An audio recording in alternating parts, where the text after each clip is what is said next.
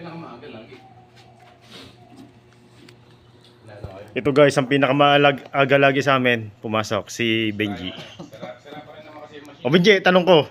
Ah. Sagutin mo na. Bakit masarap magtrabaho dito sa Taiwan?